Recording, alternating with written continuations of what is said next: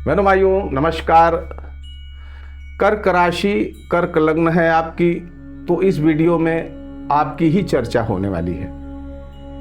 3 angle पर चर्चा होगी। शनि की गोचरीय व्यवस्थाओं पर चर्चा होगी।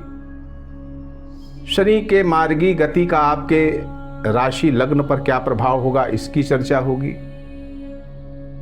दूसरे एंगल में चर्चा होगी इससे मिलने वाले फल आपको क्या मिल सकते हैं, इस पर चर्चा होगी। और तीसरे एंगल पर सबसे खास चर्चा होने वाली है शनि आपसे क्या कहना चाहते हैं। शनि की आवाज अगर आपने सुन ली तो बहनों भाइयों आपको शनि के कष्ट नहीं मिलेंगे। आपकी लग्न आपकी राशि इस समय शनि की ढैया में चल रही है 17 जनवरी 2023 से, जो 29 मार्च 2025 तक रहने वाली है। इस शनि की ढैया का पीछे अनुभव आप करके आए हैं, वक्री काल का भी अनुभव करके आए हैं। जून 2024 से 15 नवंबर के बीच में जो वक्रत्व चल रहा था, अभी भी चल रहा है, इसका अनुभव आप कर चुके हैं। अब ये पुनः एक बार 15 नवंबर से मार्गी होकर के 29 मार्च तक मार्गी अवस्था में अपने मूल त्रिकोण राशि कुंभ में गोचर करेगा और उसके बाद अगली राशि मीन राशि में प्रविष्ट हो जाएगा।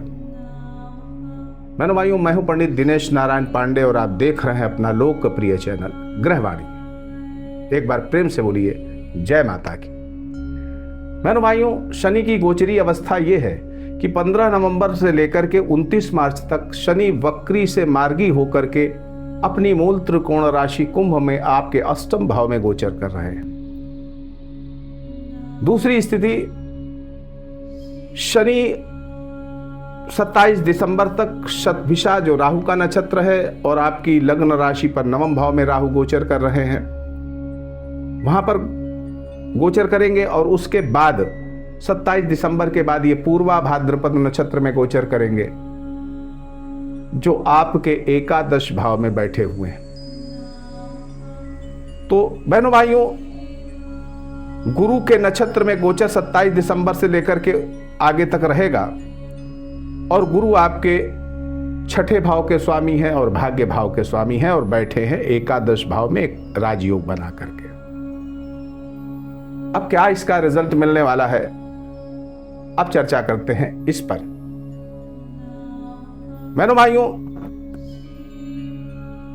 जब शनि 17 जनवरी 2023 को आपकी राशि से 8वें भाव में आए थे, उस समय आपकी राशि पर रजत पाद का प्रभाव था। अष्टम ढैया आपकी चालू हो गई थी। अष्टम ढैया प्रायः अच्छी नहीं मानी जाती है। लोक धारणाओं के अनुसार अष्टम ढैया अच्छी नहीं मानी जाती है, लेकिन आपके लिए प्लस पक्ष ये रहा, पॉजिटिव पक्ष ये रहा कि शनि का आगमन रजत पाद से हुआ था। रजत पाद का मतलब शनि अपने बुरे प्रभावों को लगभग खत्म करके आता है। और दूसरा, अष्टम भाव में शनि है तो, लेकिन अपनी मूल त्रिकोण राशि में है। अब कोई अपने घर में बैठ करके अपने घर को तो बर्बाद करता नहीं है, सीधी सी बात है।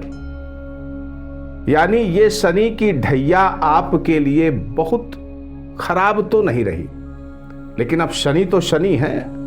आपके कर्म, आपकी सोच, आपके इस पर उनका पूरा फोकस रहता है। आप कैसे कर्म कर रहे हैं, कैसी सोच रख रहे हैं, कैसा आपका बिहेवियर है, इन सब चीजों पर शनि आपकी दृष्टि रखता है। और आपकी राशि का शत्रु भी है, यानी विशेष दृष्टि रखता है। आमतौर पर आदमी अपने शत्रुओं पर हमेशा दृष्टि रखता है कि ये क्या करने वाला है, क्या कर रहा है। ऐसे ही शनि आपके ऊपर उसी तरह की दृष्टि रखते हैं। लेकिन शनि न्याय के देवता हैं। ये आपके क्या किसी के साथ भी अन्याय तो करते ही नहीं है, न्याय के पक्ष में रहते हैं। तो आपके लिए कैसा रिजल्ट है इसका आइए जानते हैं। बहनों भाइयों, हर कार्य में सफलता, आपकी हर मनोकामना की लगभग पूर्ति, हर कार्य में सफलता और आपकी मनोकामनाएं तो रही ही होंगी, क्योंकि आपकी चंद्र राशि है। कल्पनाएं तो और मनोकामनाएं तो हमेशा ही बनी रहती, तो उनकी पूर्ति।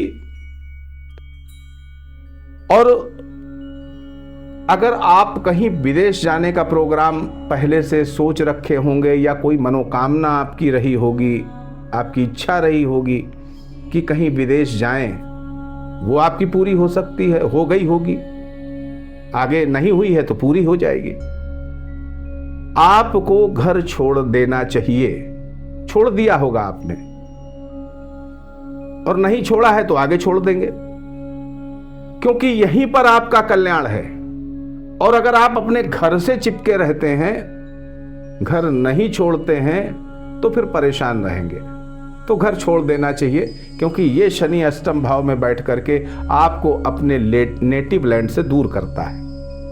और इसलिए दूर करता है कि वहां जाकर के आप अपनी उन्नति करें, इसलिए नहीं कि आपको परेशान करने की उसकी भावना है। आपको घर से दूर इसीलिए करता है कि आप अपनी तरक्की कर पाए अच्छे से।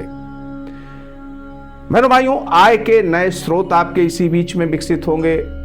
अगर रिसर्च के कार्यों में हैं, शोध के कार्यों में हैं, फाइनेंशियल रिसर्चर हैं, एकेडमिक रिसर्चर हैं या टेक्नोलॉजिस्ट हैं, तो वहां पर आपकी कुछ विशेष योग्यताएं विकसित होंगी और उसका रिजल्ट भी आपको मिलेगा। आप अगर साधक रहे हैं, धर्म मार्ग पर रहे हैं, साधक रहे हैं, तंत्र मार्ग पर रहे हैं, साधक रहे हैं, तो साधना की सिद्धि भी इसी अवधि में होनी है। मेरे भाइयों, आर्थिक उन्नति, इष्ट मित्रों का सहयोग, आपके ससुराल का पूर्ण सहयोग, आपका ससुराल का पूर्ण प्रोत्साहन, ये सब आपको मिलेगा। जीवन साथी से कोई बिगाड़ रहा हो, कोई मानसिक वैमनस्य रहा हो, वहां भी सुधार की स्थिति बनेगी। स्वास्थ्य प्राय अच्छा रहेगा, कोई दीर्घकालीन रोग इस अवधि में तो हो ही नहीं सकते। कार्य व्यवसाय में उत्तरोत्तर तरक्की होने वाली है, धन प्राप्त होगा और धन के साथ साथ मान सम्मान भी बढ़ेगा। केवल धन ही नहीं मिलेगा, आपकी ख्याति भी बढ़ेगी, आपका मान सम्मान भी बढ़ेगा, आयु भी बढ़ेगी, ख्याति वृद्धि होगी, पैतृक धन प्राप्ति होगी, पैतृक धन से जुड़े हुए मामले कहीं अगर विलंबित हैं तो वो फाइनल हो जाएंगे।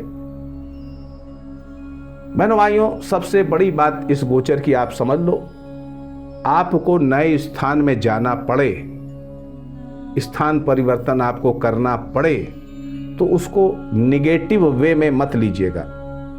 और हो सकता है पीछे ऐसा आपके साथ हुआ हो और आपने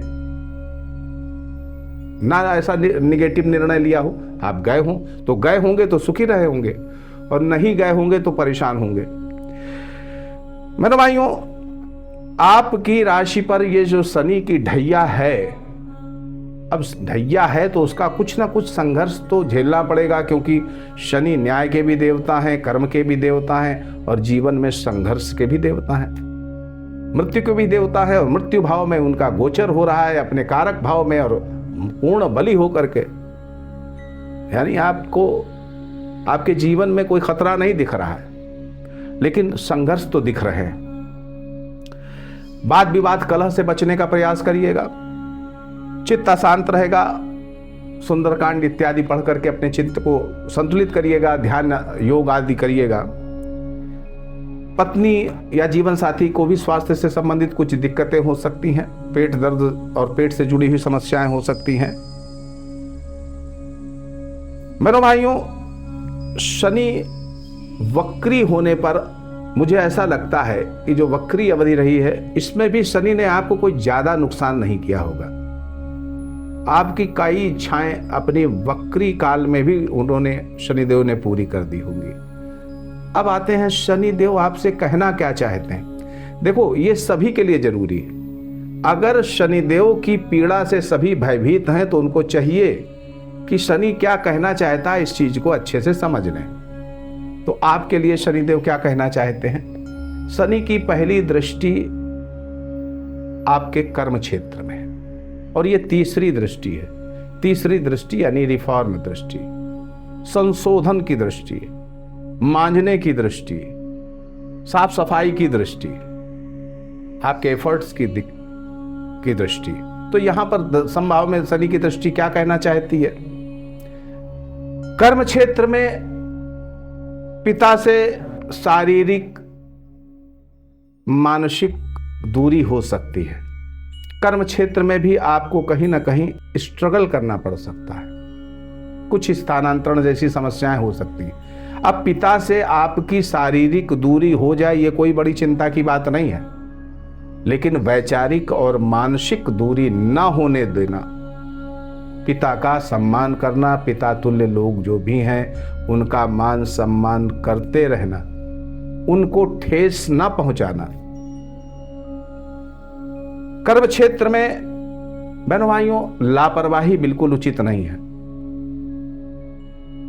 बोझिलता महसूस न करें अपने कर्म क्षेत्र में, क्योंकि शनि की दृष्टि है, बोझिलता महसूस होगी, नीरसता महसूस होगी। तो एनर्जेटिक वहां बने रहें, पॉजिटिव बने रहें और कार्य को खेल समझ करके करें, कार्य को बोझ समझ करके ना करें।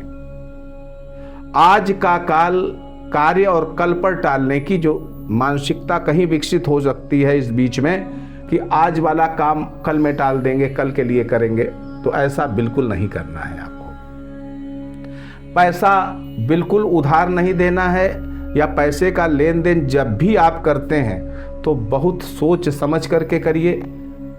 अपने भावावेश में आकर के पैसे का लेन देन बिल्कुल मत करिए, वरना आपको परेशानी हो सकती है। ऋण अगर कहीं का आपके ऊपर है और ऋण अदायगी आपको करना है तो वहाँ पर भी आपको बिल्कुल लापरवाही नहीं करनी है, और कोई भी ऐसा काम आपको नहीं करना है कि आपको शासन प्रशासन का दंड झेलना पड़े। तो इस तरफ आपको सतर्क रहना है। दूसरी दृष्टि इनकी आपके पैतृक धन संपत्ति के भाव पर, आपके कुटुंब भाव पर, आपकी फैमिली पर इसकी दृष्टि शनिदेव की। तो क्या करना है? अपनी पारिवारिक और आर्थिक जिम्मेदारियों पर आपको फोकस करना पड़ेगा, उनके प्रति लापरवाह नहीं रहना है। आप वाणी पर नियंत्रण रखिएगा, व्यर्थ के किसी को आश्वासन मत दीजिएगा। कुछ लोगों की आदत होती है, हर व्यक्ति को ना नहीं करना जानते हैं, लेकिन उनको इस तरीके से बातों के भ्रम जाल में फंसाए रहते हैं कि वो परेशान हो जाते हैं। तो आपको इस तरह की चीज़ों से बचना है, जो भी कहना है स्पष्ट कह देना है, व्यर्थ के आश्वासन किसी को नहीं देना है, वरना शनिदेव आपको दंड देने के लिए तैयार हो जाएंगे। दूसरा, संतानों की जिम्मेदारी, उनके कर्तव्यों पर भी आपको जिम्मेदार रहना है, उन पर फोकस करना है। पैतृक संपत्ति से जो भी जुड़े मामले हैं उन पर अब आपको लापरवाही नहीं करनी है। मान लीजिए आपकी पैतृक संपत्ति पर किसी का कब्जा है, किसी ने उस पर कब्जा कर रखा है, तो अब यहां पर आपको अलर्ट हो जाना है, बहुत जिम्मेदारी से उस पर तुरंत कार्रवाई करनी है, लापरवाही नहीं करनी। आप अपनी वाणी और अपने कर्म, अपने मन से पूरे ईमानदार बने रहें, इनका दुरुपयोग कतई न होने पावे। अपने अधीनस्थों पर पूरा ध्यान रखें, उनको किसी तरह की पीड़ा तकलीफ देने का प्रयास आपको नहीं करना है। धर्म कर्म को निर्विकार भाव से और निष्काम भाव से करते रहना है। अब आ जाते हैं इनकी जो दशम दृष्टि है आपके संतान भाव पर, तो जिम्मेदार बनना पड़ेगा आपको अपनी महत्वाकांक्षाओं के प्रति, अपने संतान के प्रति, अपने प्रेम संबंधों के प्रति, अपने दाम्पत्य जीवन के प्रति, अपने जीवन साथी के प्रति, जीवन साथी के कर्तव्यों के प्रति, उनके कार्यों के प्रति, उनके आचरण के प्रति, ये सारी आपको जिम्मेदारी लेनी है। बौद्धिक भ्रम से बचना पड़ेगा, गलत धारणाओं से बचना पड़ेगा।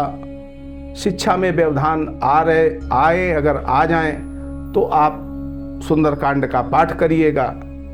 खान पान पर विशेष ध्यान रखिएगा, वाहन प्रयोग पर सावधानी रखिएगा, चोट चपेट दुर्घटना न होने पाए इस पर भी सतर्क रहिएगा। स्वास्थ्य के प्रति, अपने जीवन साथी के स्वास्थ्य के प्रति, अपने बच्चों के स्वास्थ्य के प्रति बिल्कुल लापरवाह नहीं रहिएगा, क्योंकि लापरवाही थोड़ा सा कष्ट दे सकती है। अपने लक्ष्यों को निर्धारित करने में पुनर्विचार करिए। कल्पनाओं में रह करके, चूंकि आपकी चंद्र राशि है कल्पनाओं में, तो कल्पनाओं में नहीं रह करके ज़मीनी हकीकत पे जो आपको लक्ष्य निर्धारित करने हैं, जो प्रैक्टिकल हो सकते हैं, उन पर आपको फोकस करना है। अपनी कर्म कौशल, अपनी तकनीकी योग्यताएं, अपनी शैक्षिक योग्यताओं को आपको इम्प्रूव करना है, बराबर इम्प्रूव करना है। और बहनों भाइयों, 22 फरवरी से लेकर के 31 मार्च के बीच में शनि अस्त रहने वाला है। जीवन में कुछ ठहराव सा आ जाएगा, कुछ आपके मानसिक विचारों में कुछ क्षोभ पैदा हो जाएगा, कुछ रिलेशंस में गड़बड़ी हो जाएगी, एक खालीपन सा महसूस होगा। सुंदरकांड का पाठ करिएगा, सब ठीक हो जाएगा। आप सुखी रहें, समृद्ध रहें, इसी मंगलमयी कामना के साथ मैं पंडित दिनेश नारायण पांडे आपसे विदा लेता हूँ। प्रेम से बोलिए जय माता।